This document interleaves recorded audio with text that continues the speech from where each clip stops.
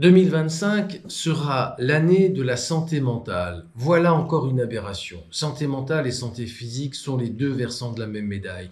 Tous les travaux qui portent sur l'adversité montrent à quel point le vécu traumatique durant l'enfance et l'adolescence, la répétition des événements adverses, a pour effet d'impacter la santé physique des victimes durant l'enfance, l'adolescence et surtout d'avoir des conséquences à long terme durant la vie adulte.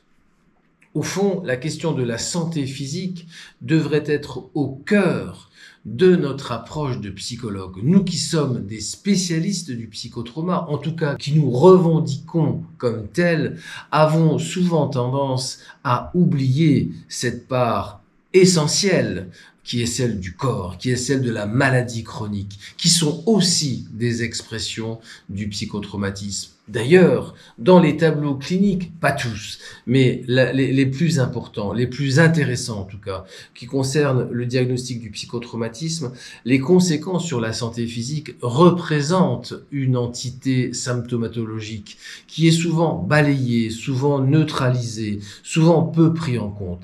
Et nous avons tort. L'objectif de ma présentation sera d'insister sur la place de la maladie chronique, la place des impacts sur le corps qui, d'une certaine manière, amputent la santé de nos patients.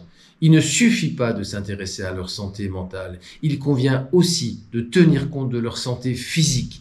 Et si nous ne le faisons pas, en particulier pour les plus jeunes, c'est leur santé d'adultes en devenir que nous contribuons à compromettre. Mon intervention s'attachera à donner les arguments qui nécessitent d'appréhender une prise en compte de cette double dimension qui est la santé mentale et aussi la santé physique.